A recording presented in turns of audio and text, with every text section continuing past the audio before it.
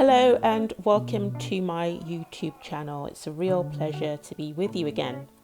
In this short upload, I'm going to revisit the esoteric value of feeling. It's something that I firmly believe will be useful to you.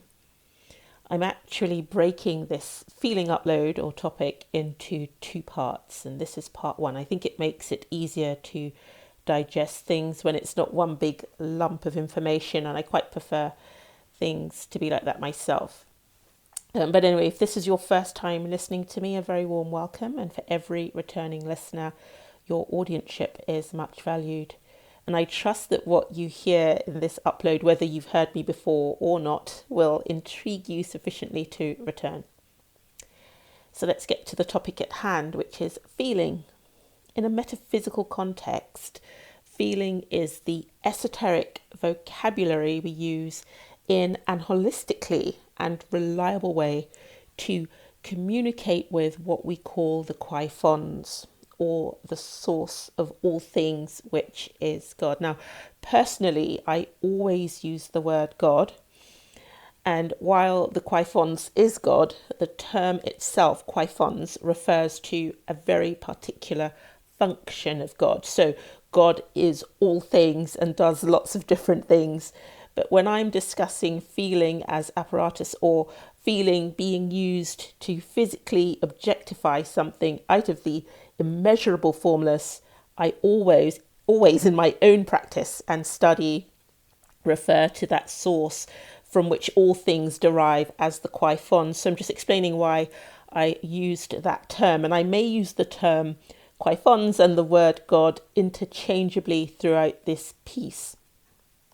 So using feeling to communicate with God is done in a very particular way, and it's really important that when we're speaking to God, outside of any sort of devotion or ritualistic whatever it is we're doing, when we're speaking to God about the job we've been given as human beings in our lives and what's going on in them, and we're saying, God, this is what I required in order to do the job you've given me to do, or such and such isn't making sense, or something has to change. It's really, really important when we're saying these things that we don't supplicate or ask as though we're enfeebled, or as if we're, as if we don't have a relationship with God, and we're hoping that God in fact exists somewhere, and that we're hoping that if this God exists, he might be so inclined to help us. That's because the process doesn't really require you to believe in God. Really, it's going to happen anyway. But we're just talking about the fact that people are struggling to get the results and the outcomes that they're looking for. These are the sorts of things you need to bear in mind. So you're not going to supplicate, you're not going to ask kind of hopefully, sort of tentatively, which tends to be the trad interpretation and performance of prayer. The Bible, if you read it, is very clear about how we're supposed to communicate with the Quai-Fons in this circumstance when using feeling.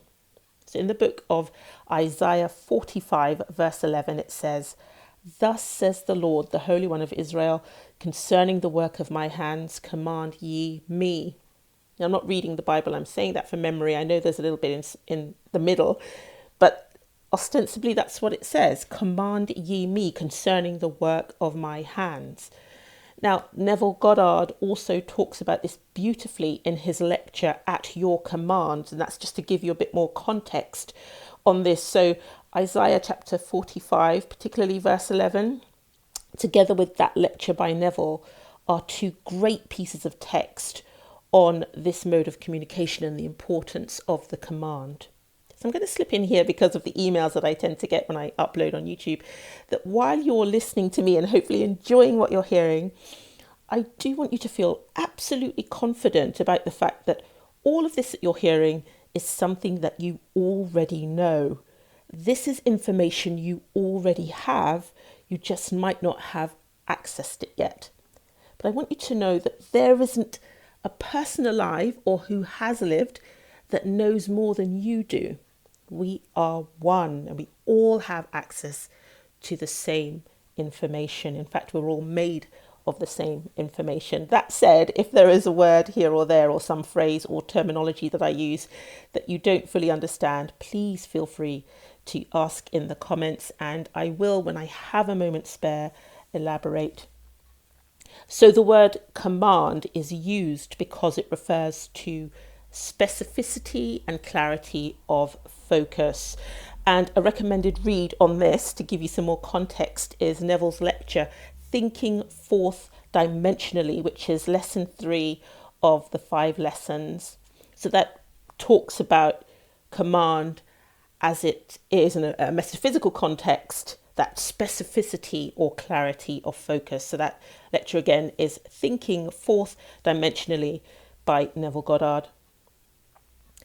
So when we communicate with the Qigong using feeling, we communicate with God, we command or specify, because when using the spiritual language of emotion, you are incanting and you're impressing on what is called the flawless substance or the substantia perfecta.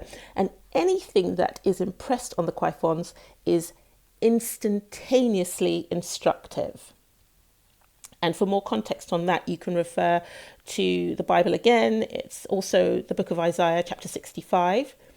And it says here in that chapter, I forget the verse, sorry, but you can look it up. It says that before you call, I will answer.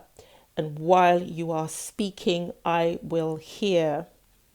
And I'll come back to this a bit in part 2, where I touch on what William Blake says about this as well. So impressing on God in this function is very, very sensitive.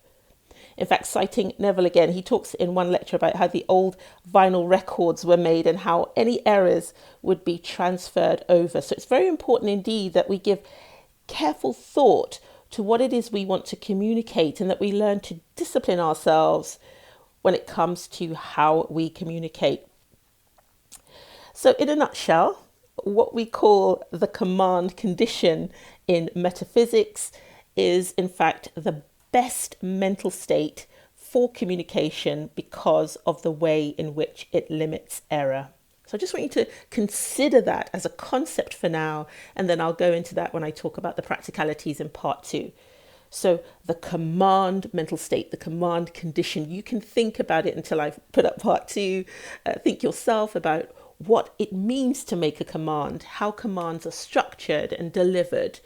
And as I said already in Isaiah, I believe chapter 45, that we are to command God in this state concerning the work of his hands. So when you communicate using your feeling vocab, you are telling consciousness, the formless, infinite intelligence, God, you're telling God what shape to take. And I've said this many, many times. God is indiscriminate, as it says in the Bible. God is no respecter of persons. You will get exactly what it is you say, and feeling is your speech. I hope that this elevates feeling for you, that you begin to see that actually I was born with this incredible power, this tool that enables me to not only communicate with God, but to tell God what to do. And I can use this power to tell God to do absolutely anything for me while I'm in the human condition. How incredible, how mind-blowing that is. And that's something that I think when we think about our feelings, if we start to treat our feelings this way, it really does instantly transform our relationship to God. Very often what happens is that people spend part of the day thinking about what they'd like without giving any serious consideration to what they feel. But it is what you feel that will be communicated. And ultimately, that's the only thing that will be communicated. And it's actually worth getting into the habit of checking in on the emotional framework for whatever it is that you're thinking at any point in the day. Just sit down somewhere, take a moment in a quiet corner and check in on what you're feeling. If you're not sure, just ask for the emotional registry to be transmitted to you in that moment. And again, if you're unable to isolate feelings so that you can identify them properly, take a notepad or something, and as a feeling comes up, write it down. don't give it too much human thought. Then decide what that list of feelings translates to for you. Ask, does this mean that I'm happy, depressed, whatever? And remember, your body is the apparatus that will give you the answers. What people generally say to me in emails and things is that they don't understand why life isn't panning out quite as planned. And my response would be that one gets back to basics and ensures that one is being truthful with oneself about what it is they really feel, or one really feels. When I was answering emails and working with people one-on-one, I would teach methods for changing feelings and using the vocabulary of feelings and things. So this is something I strongly advocate for.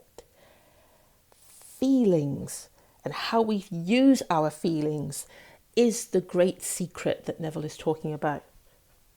It's the difference between your life being an unimaginable success and being a phenomenal failure. So there is a subtle but crucial situation to recognize when it comes to using feeling for communication, and that is that you must not attempt to synthesize a feeling. Remember, all feelings correspond to physical outcomes, so don't try to synthesize a feeling or try to bring about a particular outcome, because, as Nevillle said, the results will be ugly, impotent hybrids or violence. And synthesis happens when we use our conscious or human aspect mind to direct the communication process. The human aspect receives, it processes, and it reacts to the impressions it receives, but it is incapable of knowing what something feels like until that thing has emerged and it has experienced it, or until that thing has happened if the thing is an event. In other words, the physical body would have to get burned by fire, for example, before it knew what heat from a fire was. When Nevillle Goddard told us about the law of reversibility, he made clear that to command a physical correspondent into objective reality would be beyond the skill of the human aspect, as it does not trade in the currency of the immeasurable. As I used to tell people during their sessions, all of the work is done by your dimensionally greater aspect. And so as soon as you register dissatisfaction or frustration with your present circumstance, you must direct your human aspect to become receptive to the remedy and to allow your dimensionally greater aspect to do its job. These are the techniques of prayer that Nevillle describes when he teaches us how to set the human body aside so that you, your dimensionally greater aspect, can get on with the prayer or the communication. Remember, he told us to lay flat, to close our eyes, to be still. That is what Nevillle was talking about, setting the human body aside so that your dimensionally greater aspect can get on with the communication process. And then the more receptive your human aspect is, when it's immobilized, the more pleasurable the intercourse is going to be, and the more successful your unified duality is going to be at producing the results you want. As you allow your higher conscious mind, which is the heart organ of your dimensionally greater self, to emote, it will transmit images to your human mind. These are going to be the scenes that depict what this new expression of your life is going to look like. And then all you have to do is use your physical body to say yes by relaxing your muscles with each wave and corresponding in and out breath. Nevillle Goddard called this the breathing technique. Your creative vortex, your reproductive and genital area will grow increasingly stimulated with each of these pulses until you reach the zenith point. At that time, a bond has been formed and you can allow your human aspect to resume control. And that is all there is to this process. And remember, if you in your human element wish to know what the conversation was between your dimensionally greater self and God, all you have to do is ask. You are one. You'll likely be given the answer during your normal sleep cycle if you're unable to interpret the physical evidence that shows up throughout the course of your day. Communicating using feeling is an essential, intimate practice. As you use your feelings in the way I have described to you, you are learning a craft. You are developing a set of skills that will equip you to do the job you have been employed to do. The substance of feeling is why we are taught very early on in this work to pay close attention to our mood. Our mood is not an intangible thing. It is what determines everything. Mood is the interlocking code. It makes communication with God possible. If you are curious about how, ask your dimensionally greater self to transmit the wisdom of this to you. This is the end of part 1. Do tune in for part 2. Remember to ask any questions in the comment section below. This has been an original Catherine Jegaday presentation. Until we are together again, stay phenomenally you.